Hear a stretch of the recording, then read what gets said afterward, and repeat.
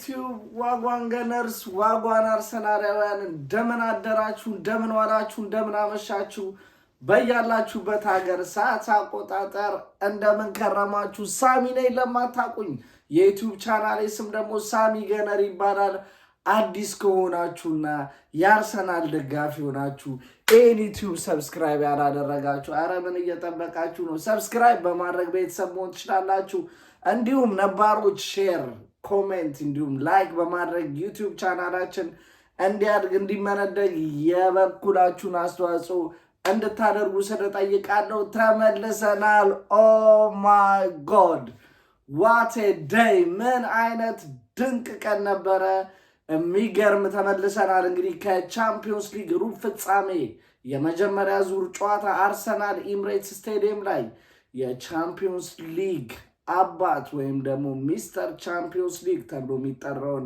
ሪያል ማድሪድን በኢምሬትስ ስታዲየም 3-0 በሆነ ውጤት ተጠናቋል። ያ ማንም አያምንም ግን ያ ሆኗል። እኔ ነግራችሁ ነበር የትናንተኛውን ቪዲዮ ላይ 2-0 ስል ውጤት ግምት አድርጌ ነበረ።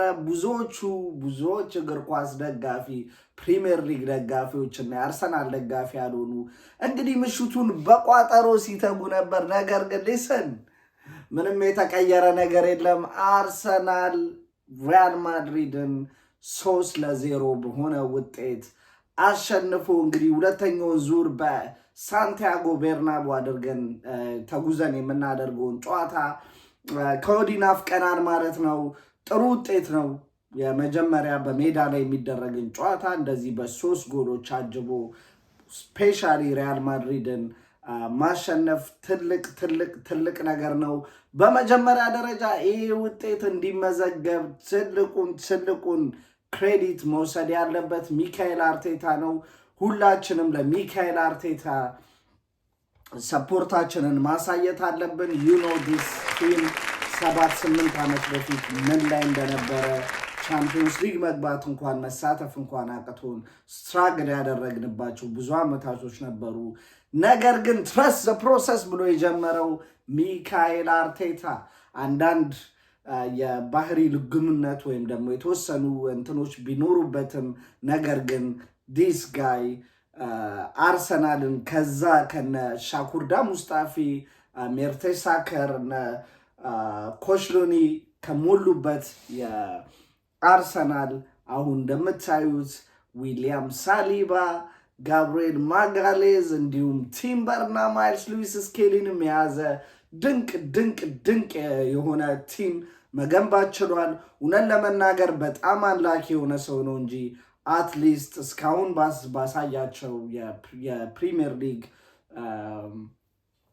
ውድድሮቹ ወይም ደግሞ አመቶች አትሊስት አንድ ዋንጫ ዲዘርቭ የሚያደርግ አሰልጣኝ ነው። ሊቪት አርሰናል የሚለውን ነገር ለጊዜው ግን አርቴታ አርሰናል ውስጥ በሰራው ስራ አትሊስት አንድ የፕሪሚየር ሊግ ዋንጫ እንኳን ማግኘት ይገባው ነበር።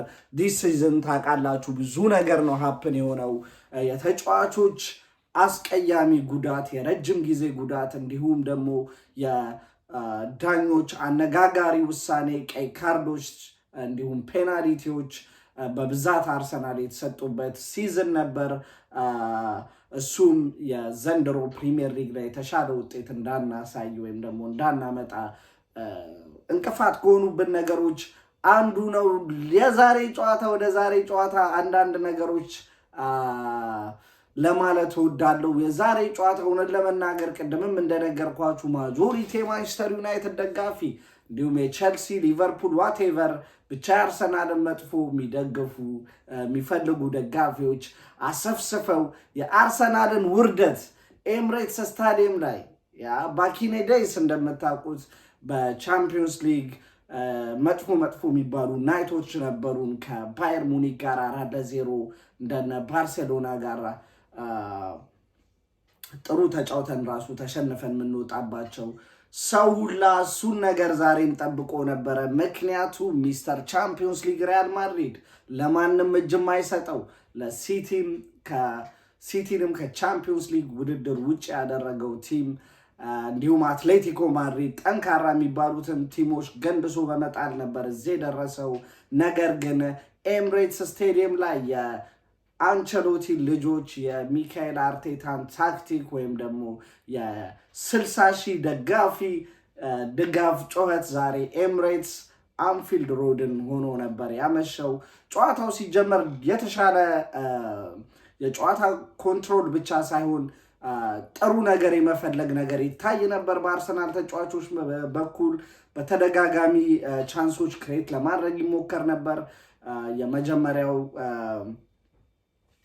ይሄ ነው የሚባል ቻንስ የተደረገው አይቲ አልነበረችም ፊት ለፊት። ነገር ግን ኮርቷ ተፍቶ ድጋሚ ተጫዋቹ አቀብሎት ነበረ። የሪያል ማድሪዱ ተከላካይ አቀብሎት ነበር ኳሱን መቆጣጠር የቻለው። ድጋሚ አርሰናልም ቻንስ ለመፍጠር ያልሰነፈው ክሮስ የተደረገውን ከቡካዮ ሳካ ክሮስ የተደረገውን ኳስ ዴክላን ራይስ ነበረ። በሙከራዎች እውነት ለመናገር እንደምናውቀው የሪያል ማድሪድ የመከላከል ክፍል ብዙ ስህተቶች ወይም ደግሞ ጎል የሚቆጠርበት ዲስ ሲዝን የመከላከል ክፍል ነው። ምክንያቱም ዳኒ ካርቫሃል በጉዳት ከክለቡ ዲስ ሲዝን ሙሉ ውጪ ስለሆነ ይመስለኛል ያን ያህል ይሄ ነው የሚባል ተከላካዮች ጥምረት የላቸው ብዙ ጎል የሚቆጠርበት። አርሰናልም ለነገሩ ወደዚህ ጨዋታ ሲመጣ የመከላከል ማስተሩን ብቻ ሳይሆን የሴት ፒስ ማስተሩን ጋብርኤል ማጋሌዝን በጉዳት አጥቶ በሱ ቦታ ላይ ኪቪዮርን በመጠቀም ነበረ የገባው። የመጀመሪያ 10 ሚኒትስ አካባቢ ላይ ደስ የማይል ነገር ነበረ። አንዴ በኪቪዮር የተሳሳተ ነገር ቪኒሲየስ ጁኒየር ኳስ አግኝቶ ነበር። ለነገሩ ምንም ይህን ያህል አስፈሪ ሙከራ ሳይሞክረው ቀርቷል። ምክንያቱም ተጫዋቾች ተረጋግቶ እንዲያስብ ጊዜ አልሰጡትም ነበረ ኪቪዮር እና ሳሊባም የተወሰኑ ሞመንቶች ነበሩት ከኳስ ጋር ኮንፈርተብል አልነበረም። ነገር ግን ስፔሻሊ ከሃፍ ታይም በኋላ አርሰናል ሙሉ ለሙሉ ዶሚኔንት አድርጎ የት ነው ያለው ቪኒሲየስ ጁኒየር? ባላንዶር ካልበላ ብሎ ህዝበና ሲበጠብጥለት የነበረው ቪኒሲየስ ጁኒየር የት አለ ብላችሁ እየጠየቃችሁ ከሆነ አይዶን ነው። ምናልባት ግን የቲምበርን ኪስ ፈትሹት። ሜቢ ቲምበር ኪስ ውስጥ ልታገኙት ትችላላችሁ። እንዲሁም ሮድሪጎንም ዛሬ አላየንም የምትሉም ካላችሁ የእሱም ማይልስ ሉዊስ ስኬሊ ኪስ ውስጥ ሮድሪጎንም ልታገኙት ትችላላችሁ። ቤሊንግሃም ያን ያህል መጥፎ የሚባል ቀን አለን። አንድ ጥሩ የሚባል አሲስት ኤምባፔ አድርጎ ነበር ቴንክስ ቱ ዳቪድ ራያ እሱን ሴቭ በማድረግ የዛሬ ጥሩ እሷ ነች። አይ ቲንክ እሷና አንድ የቪኒሲየስ ጁኒየር ሹት 2 ሙከራ ምናምን ነው እኔ ማስታውሰው ወደ ዳቪድ ራያ የተሞከረ ማለት ነው። ከዛም በኋላ ከጨዋታው ምን ይመስል ነበር ከረፍት በፊት ሁለቱ አርሰናል ስፔሻሊ የተሻለ የኳስ ቁጥጥር ነበረው። ቻንሶችም ጎሎችም ለመፍጠር በተደጋጋሚ ሞክር ነበር። ሴት ፒስ ከኮርና የሚሻሙ ሽሚያዎችን ታውቃላችሁ። በእኔ በኩል አይ ቲንክ የዓለማችን ምርጡ በረኛ ብዬ ብጠቅሰው ማጋነን የማይሆነው ኮርቷ ዛሬ ሪያል ማድሪድ ግብ ላይ ባይቆም ኖሮ ምናልባትም 4-5 ጎሎች መመልከት እንችል ነበረ። የሜሪኖን 1-2 ኮሩሹት ዛሬ ዴክላን ራይስ ወደ ጎል በተደጋጋሚ እየሞከረ ነበር። ዊችዝ ከዴክላን ራይስም ከኦዴጋርድም የምንፈልገው ነገር እሱ ነበረ። ኤኒዌይስ የጨዋታው የቃና ለውጥ የጀመረው በአርሰናል ቡካዮ ሳካ ላይ በተፈጸመ የጥፋት አርሰናል ፍሪኪክ አገኘ። የአርሰናሉ የሴት ፒስ አሰልጣኙ ኒኮላ ጆቨር ዴክላን ራይስን ያው ሴት ፒስ ሲሰሩ ቺፕ ነገር የምትሆን ክሮስ እንዲያደርግ ነበረ ትዕዛዝ የተሰጠው። እንዲሁም ካፕቴን ኦዴጋርድም ክሮስ እንዲያደርግ ነበረ ለዴክላን ራይስ የነገረው። ነገር ግን ዴክላን ራይስ ከቡካዮ ሳካ ኢፍ ዩ ፊል አሪፍ ፊልም የምታረግ ከሆነ አገባዋለሁ ብለህ የምታስብ ከሆነ ሞክረው ቀጥታ የሚል ሪኮመንድ ከቡካዮ ሳካ በማግኘቱ ኮንፊደንሱን ቢውልድ አድርጎ ወደ ግቡ የላካት ያቺ ስትሬት ፍሪ ኪክ ወዲያው ካሜራውም ሮቤርቶ ካርሎስን አሳይቶን ነበረ። ሮቤርቶ ካርሎስ እንደዚህ አይነት ፍሪ ኪክ አይ ቲንክ ብራዚል ከሜክሲኮ ኦር ከማን ይሁን ብራዚል ባደረገችው ጨዋታ ላይ እንዲሁም በክለብ ውስጥም የተለያዩ እንደዚህ አይነት ቤንድ የሚያደርጉ ቅጣት ምቶችን ሲያስቆጠር እናውቃለን። የዴክላን ራይስን ለየት የሚያደርጋት ምንድነው? የዴክላን ራይስ በውስጥ እግሩ የመታና ቀኝ እግር ተጫዋች ስለሆነ ነው እንጂ ርቀት ያላት ኳስ የምትገርም ቤንድ ፍሪ ኪክ የመጀመሪያውን ጎል በማስቆጠር የኤምሬትስ 60,000 ደጋፊ ድምፅ ስቴዲየሙን ወረረው። ተደናገጡ። ሪያል ማድሪድ የት ነው የመጣ ነው? አንፊልድ ሮድ ወይስ ደግሞ የት ነው? ሴንት ጄምስ ፓርክ ነው? የት ነው የመጣ ነው እስኪሉ ነበር ያደረግናቸው። ብዙም አልቆየም፣ ድጋሚ ፍሪኪክ አገኘን። ቅጣት ምት እሷ ምራቅ ያለች ነበር። በእኔ በኩል እሷ የምትገርም ፍሪኪክ ብያለው። ምናልባትም ጎል ኦፍ ዲስ ዊክ ሜቢ ጎል ኦፍ ቶርናመንት ልትሆንም የምትችል ድንቅ ፍሪኪክ ነች። የዴክላን ራይስ የፍሪኪክ ብቃት ብቻ ሳይሆን የክለቡ ወይም ደግሞ አርሰናል እሷ ፍሪኪክ ስትቆጠር የተጫዋቾቹ ዴክላን ራይስ ቦታ እንዲያገኝና እዛች ቦታ ላይ ኳሷን እንዲልካት ያደረጉበት መንገድ የሚያስገርም ነበረ። በቃ ምን ልበላችሁ፣ ያ በተከታታይ በአጭር ጊዜ ውስጥ 5 ደቂቃ ባልሞላ ጊዜ ውስጥ 2 ፍሪኪክ በዴክላን ራይስ አማካኝነት ከተቆጠረ በኋላ የሜዳው ድባብ ፍጹም ተቀየረ። አርሰናል አሁንም ዊኒድ ጎል በማለት ይመስላል በተደጋጋሚ ወደ ጎል ስናመራ ነበረ። በቀጥታ ወደ ጎል ብናደርጋቸው ጉዞዎች ደግሞ በማይልስ ሉዊስ ስኬሊ ዛሬ ኢንቨርትድ እያደረገ ወደ መሃል በመግባት በጣም የመሃል ቦታው ላይ እኔ በግራ በኩል ላይ ዛሬ ኦዴጋር ራይስ በብዛት የፔናልቲ ቦክሶች ውስጥ ስፔሶችን እየፈለገ ሲገባ ነበር። ይልቁንም መሃል ሜዳውን ተቆጣጥሮት ከኦዴጋርድ ጋር ተቆጣጥሮት የነበረው ማይልስ ሉዊስ ስኬሊ ነው። ዶን ፎርጌት ዛት 2 ቦታ ላይ ነበር እየተጫወተ የነበረው አሴ ፉል ባክ እና ኢንቨርትድ ሚድፊልደርም ላይ እየገባ ድንቅ የሚባሉ እንቅስቃሴዎችን እያደረገ ነበረ። ዲስ ጋይ አሁንም ምንም ጥያቄ የለውም። እኔ ዛሬ ጨዋታ ላይ ፈርቼ ነበረ። የሆነ በሱፐር ኤክሳይትድ በመሆን ወይም ደግሞ አንዳንዴ ከመጠን ያለፈ ስሜታዊነት ውስጣችን ሲገባ ምንሰራቸው ጥፋቶች ይኖራሉና እሱን ሜቢ በማይልስ ሉዊስ ስኬሊ በኩል እንመለከታለን ብዬ ፈርቼ ነበር። ነገር ግን እዛ አልሆነም። እሱ ይዞ ሄደውን ኳስ አይ ቲንክ ማነው ራሱ ማይልስ ሉዊስ ስኬሊ አይቶ ኮርቷ ድንቅ የሚባል ሴቮችን ዛሬ ሲያደርግ ነበረ። አልፈርድበትም። ይሄ ኳስ ሜሪኖ ይዞት ከነበረው የሰውነት አቋቋም አንጻር ያችን ኳስ በዛች ልክ ይጠቀልላታል ተብሎ አልተገመተም ነበረ። ሚካኤል ሜሪኖ ሜክሺፍት ስትራይከር ሚካኤል ሜሪኖ ግን ስቲል ተአምራቱ እንደቆጠለ ነው። ጎል ማግባቱን ተያይዞታል። ሜቢ አናዘር ስትራይከር ኢዛን ሎክ እያሉ ነው። ግን አይኖ አም ጀስት ጆኪንግ ዊ ኒድ ፕሮፐር ነምበር 9 ስትራይከር ኔክስት ሲዝን። ግን ሚካኤል ሜሪኖ ለራሱ የመጀመሪያውን ጎል ለክለቡ 3ኛውን ጎል በማስቆጠር አርሰናል 3-0 በሆነ ውጤት መምራቱን ቀጠለ። የዛሬ የመሃል ተጫዋቾች ስፔሻሊ ማይልስ ሉዊስ ስኬሊ እና ኦዴጋርድ እንደ ልባቸው ፕረስ ያደርጉ ነበረ። ያህን ደግሞ ኮንፊደንስ ያህን እንደፈለጉት የመሃል ሜዳው ላይ ያን ያህል ነፃነት እንዲያገኙ ያስቻለው ቶማስ ፓርቴ ነበረ። ቶማስ ፓርቴ ከተከላካይ ኳስ በመቀበል ወደ አጥቂ የምናደርገው ወይም ደግሞ ከዲፌንሲቭ ስትራክቸር ወደ አታኪንግ ስትራክቸር ቅርጻችንን ስንቀይር የሱ ዋና ሰው ቶማስ ፓርቴ ነበር። ትረስሚ ዛሬ ኢቨን 2 ጎል ሳያገባ በፊት ዴክላን ራይስ እኔ ልጅ ዴክላን ራይስ ራሱ ፊት ከሆነ ዲስ ሲዝን እያየ ነው ያለነው። ቶማስ ፓርቴ በጣም አሜዚንግ የሆነ ቶማስ ፓርቴ ነው። አይኖ ግን ያን ያህል የተጋነነ ገቢ ላናገኝበት እንችላለን።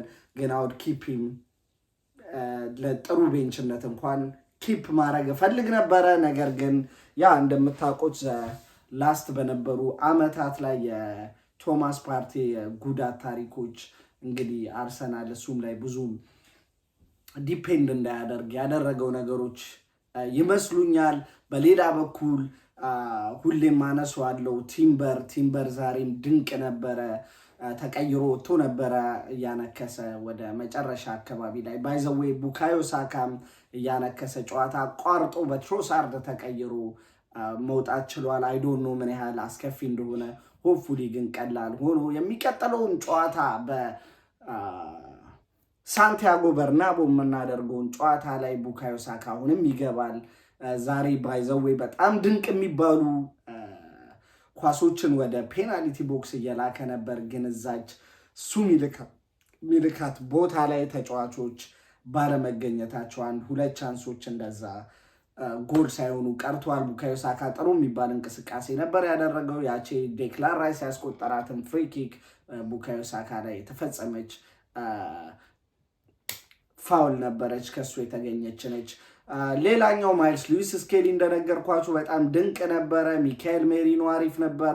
ሌላኛው በጣም ጥሩ ጠብቄም የነበረው የሆነ ነገር ሊፈጥር ይችላል ብዬ ጠብቄም የነበረው ነገር ግን ባያገባም የዛሬው ድንቅ ፐርፎርማንስ ድጋሚ ማሳየት የቻለው ማርቲኔሊ ነበረ። በቀላሉ ቬልቫርዴን ስፔሻሊ ከረፍት በፊት በቀላሉ ሲያልፈው በተደጋጋሚ ተመልክተናል።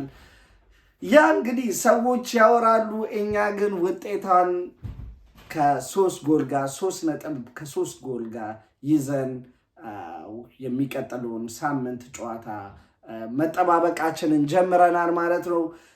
ከሁሉም በፊት ለሁላችሁም የአርሰናል ደጋፊዎች እንኳን ደስ አላችሁ።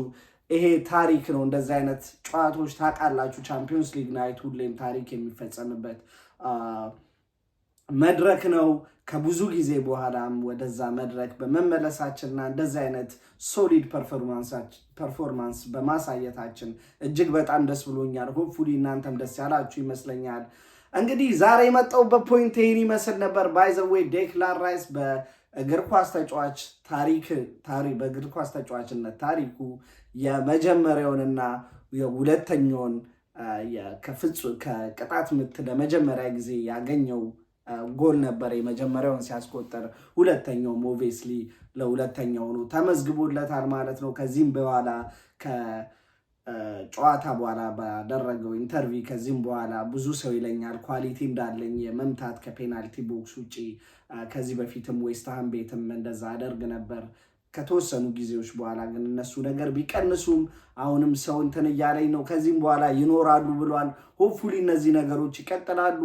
ዴክላን ራይስ ላይ የተጋባው ይህ መንፈስ ደግሞ ማርቲን ኦዴጋርድ ላይ የሚመለሳል ብለን ተስፋ እናደርጋለን። መጥፎ ነው ማለት ሳይሆን ይሄ የመምታቱ ነገር።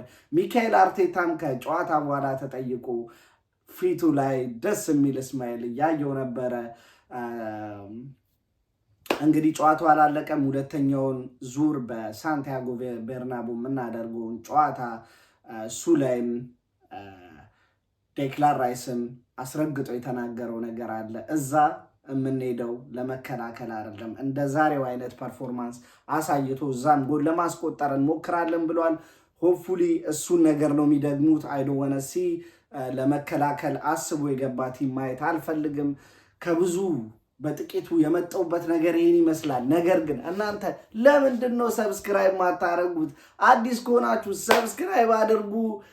ያ ለዛሬ የመጣውበት ይህን ይመስል ነበር። አማውት ፒስ